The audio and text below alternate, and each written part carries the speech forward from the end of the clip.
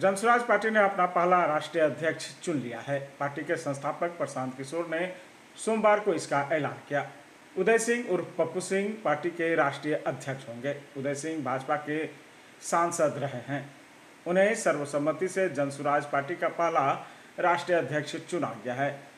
प्रशांत किशोर ने कहा कि अब वो जनसंपर्क पर फोकस करेंगे। संगठन चलाने की जिम्मेदारी उदय सिंह और आरसीपी सिंह जैसे बड़े नेताओं को सौंपने जा रहे हैं। वहीं जनसुराज पार्टी के संस्थापक प्रशांत किशोर ने यह भी कहा कि हम उनका स्वागत करते हैं।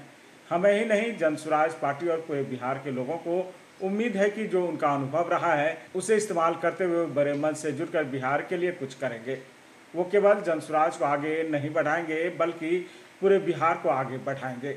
उन्होंने कहा कि कल से बिहार में अपनी पदयात्रा फिर से शुरू करेंगे। वहीं जनसुराज पार्टी के राष्ट्रीय अध्यक्ष बनाए जाने पर उदय सिंह उर्फ पप्पू सिंह ने कहा कि हम पूरी मेहनत से काम करके अपनी बातों को जनता तक पहुंचाएंगे। आशा करते हैं कि जनता बात को समझे, सहयोग करे, बिहार में परिवर्तन लाए और अच्छी सरकार बनाने में जनसुराज की मदद करे। चलिए, ये है नई परंपरा माला पहनाने की और पहनने की। चलिए आइए, हम ये पहना देते। बहुत बहुत बधाई आपको।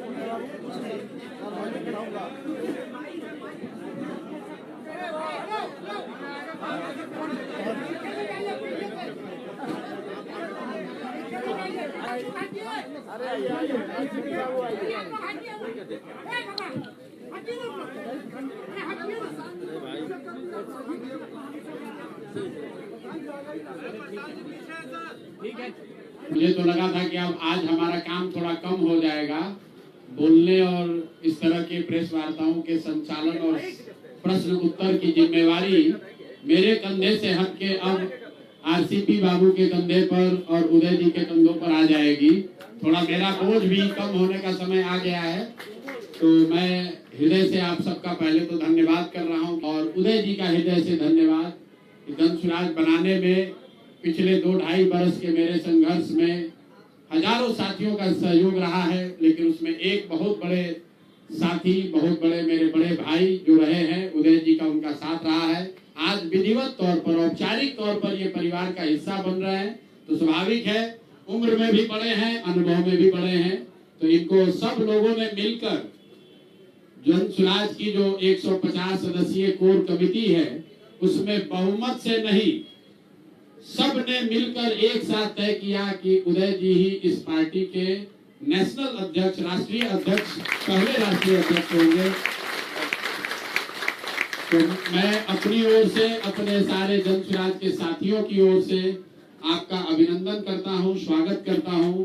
और जो मंच पर आपने देखा, जो परिचय मुन्ना जी ने कराया, हमारी कोशिश जो पहले थी वही आगे भी रहेगी कि ये मंच और मजबूत होता जाए। इस मंच पर बैठने वाले लोगों की जो ताकत है, उनका जो कैरेक्टर है, यहाँ पर सबसे बड़े कानूनविद इस मंच पर बैठे हैं। यहाँ पर सबसे बड़े आईएएस और आईपीएस परिवार अगर कोई एक परिवार होगा तो वो उदय जी का परिवार है। जो यहाँ पर अध्यक्ष मनोज भारती जी हैं, शायद मुझे लगता है कि अनुसूचित जाति समाज से इनसे ज्यादा प्रखर एकेडमिक रिकॉर्ड शायद ही किसी का होगा। बगल में अफाक साहब बैठे हुए हैं, उनके बगल में रामबली चंद्रवंशी जी हैं, उनके बगल में आर.के. मिश्रा जी बैठे हुए हैं, जो भी साथी बैठे हैं। प्रशांत किशोर की भूमिका इतनी ही है कि इस मंच पर बैठने वाले लोगों को की संख्या, लेकिन संख्या से भी ज्यादा उनका जो चरित्र है, उनका जो कैरेक्टर है, जो सामूहिक नेतृत्व की बात कही गई है, सामूहिकता की जो हम लोग बात कहे हैं, उस बात पर हम लोग ईमानदारी से प्रयास करते रहेंगे। प्रशांत किशोर समय के साथ धीरे धीरे इसमें छोटे होते जाएंगे और जो मेरे साथी हैं ये हमसे बड़े होते जाएंगे। मैं हमेशा आपको कहता हूं, हमसे बहुत ज्यादा काबिल लोग, मेरे से बहुत ज्यादा काबिल लोग इस राज्य में हैं जो इस दल को बेहतर चला सकते हैं, इस राज्य में बेहतर कर सकते हैं। प्रशांत किशोर की भूमिका उसी कुम्हार की रहेगी जो मिट्टी को उठा उठा कर चाक पर डालता रहेगा। तो कल से मैं अपनी यात्रा शुरू कर रहा हूं और दल को चलाने बनाने की सारी जिम्मेवारी जो है वो उदय जी की है, आरसीपी साहब की है और हमारे साथ जुड़े हुए साथियों की है। मैं सबका तहे दिल से शुक्रिया अदा कर रहा हूं। और आपसे और आपके द्वारा बिहार की जनता से एक ही वादा कर रहा हूं कि जो आपको मैंने विश्वास दिलाया है, जिसको भी चुनकर लाएंगे उसको जैसे दही को मथ के मक्खन निकाला जाता है वो मक्खन ही निकाल कर लाएंगे। कोशिश यही होगी, मक्खन भी आप निकालते हैं तो उसमें एक दो मक्खी इधर उधर से आ जाता है, कुछ गलती हो सकती है, लेकिन नियत में कोई खोट नहीं है। प्रयास यही है कि बिहार में ऐसा नेतृत्व पैदा किया जाए कि पूरा देश इस बात का संज्ञान ले कि बिहार में इस तरह के लोग भी हैं, इस तरह के लोग भी समाज का नेतृत्व करने वाले हैं। खाली शर्ट के ऊपर गंजी पहनकर खिलौली करने वाले लोग ही बिहार का प्रतिनिधित्व नहीं करते हैं। ये मंच, ये छोटा सा मंच उस बात का गवाह है कि एक से एक पढ़े लिखे विद्वान, एक से एक इंटेलेक्चुअल, अपनी क्षमता से, अपने ताकत से जीवन में हासिल करने वाले लोग आपके सामने बैठे हुए हैं। और जो यहाँ बैठा हुआ है ये तो राज्य के स्तर पर है, हर जिले में, हर प्रखंड में हम लोग की रात दिन कोशिश यही है कि ऐसा ही व्यक्ति चुनकर आए, ऐसा ही व्यक्ति समाज का नेतृत्व करे कि बिहारी होने के नाते आपको उसके नेतृत्व पर गौरव हो सके। लेकिन मैं पूरी ईमानदारी के साथ यह कह सकता हूं कि जो चिंता मैंने प्रशांत जी में देखी बिहार के प्रति, उसका वर्णन करना शब्दों में संभव नहीं होगा।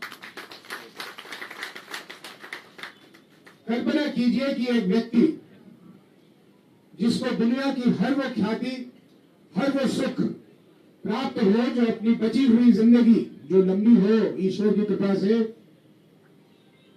ऐशो आराम में गुजार सकता था, उसने हम लोगों के साथ बैठकर इस कल्पना को बनाने में लग गए कि बिहार में कैसे एक परिवर्तन हो सकता है बिहार के भलाई के लिए। हम लोग कुछ ही साथी थे और वार्ता से बात निकली कि हम बिहार में एक अभियान चलाएं। अभियान की जब बात आई तो मैं थोड़ा सा सहम सा गया था, क्योंकि उम्र को ख्याल ध्यान में रखते हुए मेरे लिए संभव नहीं था कि जो कल्पना की जा रही थी वो मैं करूं। लेकिन प्रशांत जी आगे बढ़ के उन्होंने कहा कि ये काम हम करेंगे। यकीन मानिए हम लोगों को भी उस समय में इतना यकीन नहीं था कि क्या एक व्यक्ति इस तरह से कर सकते हैं। उन्होंने जो किया है सबके सामने है, उसे दोहराने की जरूरत नहीं है, लेकिन एक तारीख कायम की है। भविष्य में जहां जन स्वराज पार्टी पहुंचेगी वो भविष्य के गर्भ में है, लेकिन जो वर्तमान में हमने होते हुए देखा है उसको एहसास कर लेना, उसको ग्रहण कर लेना, ये अपने आप में एक हम लोगों के लिए सौभाग्य है। कल शाम को जब हम बैठे हुए थे प्रशांत जी के साथ तो मैंने देखा कि अपने पजरे को बार बार ऐसे कर रहे हैं, तो मैंने कहा क्या हुआ, आपको कोई तकलीफ है इसमें? तो इन्होंने मुस्कुराते हुए कहा कि हाँ अभी कुछ दिन पहले मेरा पजरा टूट गया था। मैंने कहा क्या? तो हाँ पजरा टूट गया था। मैंने कहा आपको ये भी नहीं उचित लगा कि हम लोगों को आप बता देते कि आपके पजरा में ये निकाले, मैंने वो सीटी स्कैन करा लिया था ना, आप पूछ लीजिए ना, 5 दिन कहीं नहीं निकले थे, तो ये अब आराम है, थोड़ी राहत है। मैं कहा कैसे हो गया ये?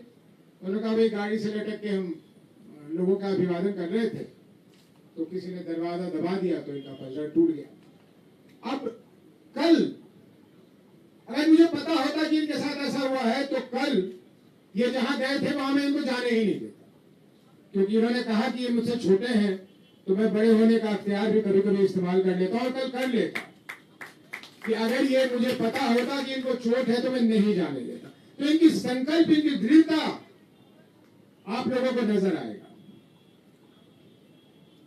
जिस तरह के लोगों को प्रशांत जी की मेहनत ने जन स्वराज अभियान के साथ जोड़ने का काम किया है, मैं नहीं कहूंगा कि प्रशांत जी ने उनको जोड़ा है। जन स्वराज अभियान जिस मकसद को लेकर चला उसने बिहार के लोगों के दिलों में, दिमाग में एक जगह बनाई।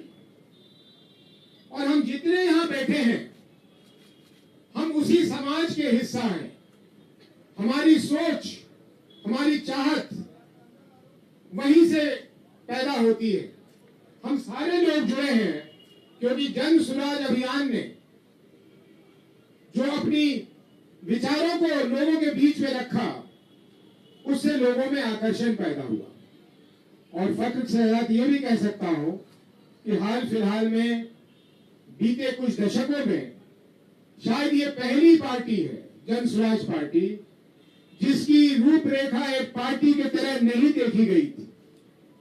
ये प्रशांत जी का बनाया हुआ पार्टी नहीं है, ये उदय सिंह का और या किसी का भी बनाया हुआ पार्टी नहीं। ये बिहार की जनता के मांग पर यह पार्टी बनी है। जन स्वराज अभियान जब अपने चरम पे पहुंचा तो लोगों ने पूछना शुरू किया कि ठीक है, आपकी बात हमें समझ आती है, लेकिन कैसे, इसका कौन सा प्लेटफॉर्म होगा। और इसलिए 2 अक्टूबर पिछले साल प्रशांत जी ने घोषणा किया कि जन स्वराज अभियान तो चलता रहेगा, लेकिन जन स्वराज पार्टी भी चलेगी, जो एक राजनीतिक प्लेटफॉर्म बिहार के लोगों को देगा। मैं काफी दूर तक आपको इतिहास में ले गया। भविष्य में, और मैं खास करके ये अपने प्रेस के हमारे जितने साथी हैं उनके लिए कहना चाहता हूं, प्रशांत जी, मनोज भारती जी, आरसीपी सिंह जी, वाईडी गिरी जी, उदय सिंह जी, बाकी हमारे सब साथी, हम बिहार में किसी से लड़ने नहीं आए। हमें किसी से लड़ाई नहीं है। इसको हम लोग गलत तरीके से ना पेश करें कि हम जदयू से लड़ेंगे, हम आरजेडी से लड़ेंगे, हम बीजेपी से लड़ेंगे। हम किसी से नहीं लड़ेंगे। हम बिहार के जनता के विकास के लिए एक नए विचार को लेकर आए हैं, और हमारे विचार को हमारे लोगों के बीच में पहुंचने तक जो भी रुकावटें सामने आएंगी, चाहे वो बीजेपी के रूप में हो या जेडीयू के रूप में हो या आरजेडी के रूप में हो, हम एक एक जन स्वराजी ये संकल्प लेते हैं कि हम उनसे टकराएंगे और बिहार की जनता तक अपनी सोच और अपनी बात पहुंचाएंगे। अंतोगत्वा फैसला करना मालिकों के हाथ में है, और बिहार के मालिक बिहार की जनता है।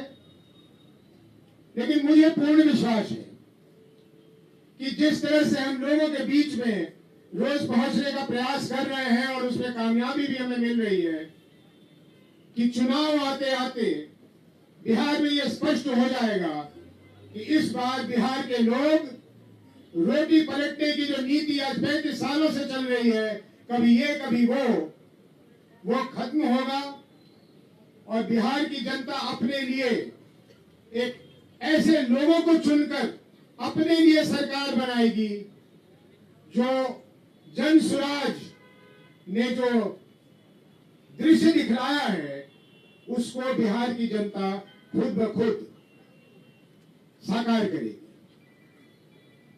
मैं सर झुकाकर पूरी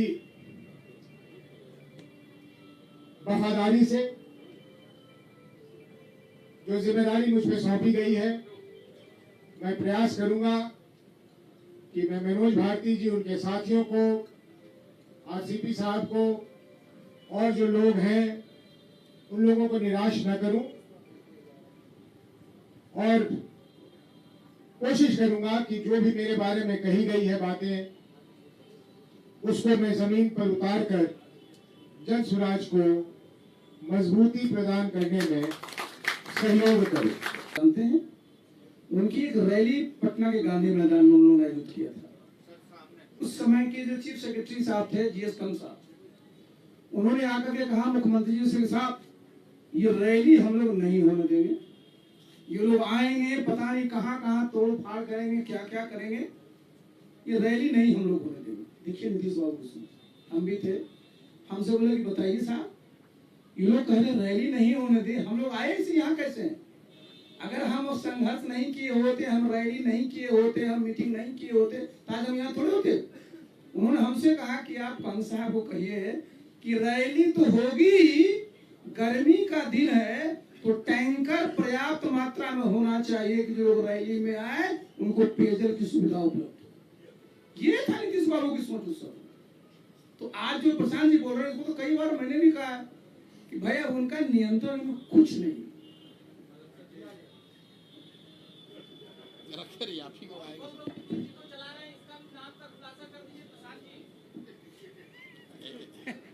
ऐसा सरकार चलाने का हमसे ज्यादा अनुभव आरसीपी साहब को है, तो इन्हीं से आप लोग नाम खोलवाइए कि कौन कौन लोग चला रहा है। देखिए एक बात बताएं, यहाँ सरकार को चला नहीं रहा है, ये सबसे महत्वपूर्ण। सरकार चल भी नहीं रही है, ये भी महत्वपूर्ण है। हाँ, जिनके बारे में हम कहते हैं कि अवैध कब्जा कर लिए हैं, कल प्रशांत जी कुछ कह रहे थे, अपनी अपनी लोग रोटी सेक रहे हैं जो न तो उनके हित में है, न बिहार के हित में है और न नीतीश बाबू के हित में। देखिए जब इस प्रकार की बंदिशें होंगी तो लोकतंत्र, आखिर बिहार की क्या पहचान है? वैशाली गणतंत्र की धरती था, क्या लोग बाहर बोलेगा कि राहुल गांधी दरभंगा नहीं जा सकते, प्रशांत जी कल्याण भी नहीं जा सकते। तो ये जो चीज है ना, ये अच्छा नहीं। अरे नाम आप हमसे ज्यादा जानते हैं। लगातार आपके साथ चाहे गांधी मैदान में अनशन हो या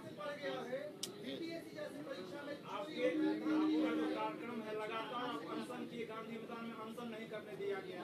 आप रैली किए, वहाँ रैली में आपके आदमी को रोका गया, अभी कल्याण बिघा नहीं जाने दिया गया। इस परिस्थिति में आपका रणनीति आगे क्या? लगातार आपको टारगेट किया। देखिए बहुत मैं बोलने वाला था। हाँ, ये बहुत बड़ी चुनौती पहली बार बिहार में जो राजनीतिक संस्कृति रही है, इस प्रकार पहले कभी नहीं होता था। और ये जैसे जैसे चुनाव आएगा, जिन लोगों को लगता है कि इस प्रकार की गतिविधि कर करके हम जो भी दल अपनी यहाँ साख बढ़ा रहे हैं, जिनकी क्षमता बढ़ा रहे हैं, उसको रोक पाएंगे तो संभव नहीं। देखिए कल रोक तो लिया, पूरे बिहार में मैसेज क्या गया? आप दरभंगा में रोक तो लिए, पूरे देश में मैसेज क्या गया? ये तो अपने पैर पर कुल्हाड़ी मारा। और हम लोग यहाँ जितने लोग बैठे हुए, यहाँ कोई जो है नौसिखिया नहीं है, और हम लोग भी प्रशासन के एक नट बोल्ट को जानते हैं, और जितने पदाधिकारी हैं उनको हम भी जानते हैं, हमको भी जानते हैं, प्रशांतो जी को जानते हैं, समझे ना? और जितने नेता है ना, नाम हम नहीं ले रहे, उनको भी पता है। तो मेरा तो इतना ही उन लोगों को सलाह होगा, अनुरोध हम क्यों करेंगे उनसे कि भाई अपना काम जिस तरह से नीतीश बाबू करते थे, कम से कम जब आपकी अंतिम इनिंग चल रही है उसमें तो कायम रखिए। आगे तो आपका आप सब जानते क्या होगा।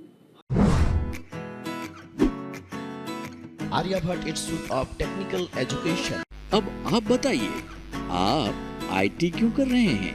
आईटी सेक्टर में गवर्नमेंटल एवं प्राइवेट प्लेसमेंट बहुत है। अभी आईटी की क्रांति है, सो मुझे तो यही करना था। तो यहाँ आर्यभट्ट में होगा मौलाना मजरूल हक अरेबियन एवं फॉर्च्यून यूनिवर्सिटी पटना से मान्यता प्राप्त जिले का एकमात्र पैरामेडिकल आईटी एवं मैनेजमेंट इंस्टीट्यूट है। क्यों ना मैं इसे ही चूज करूं? आर्यभट्ट यानी कि सही फैसला। थैंक्स टू आर्यभट्ट इंस्टीट्यूट, जिसने मुझे दिया कॉन्फिडेंस एवं आगे बढ़ने का हौसला। पारा मेडिकल कोर्स करें, नौकरी तुरंत पाएं। Contact number 7739023553। Campus office Kaptanpara near Durga Mandir Purnia.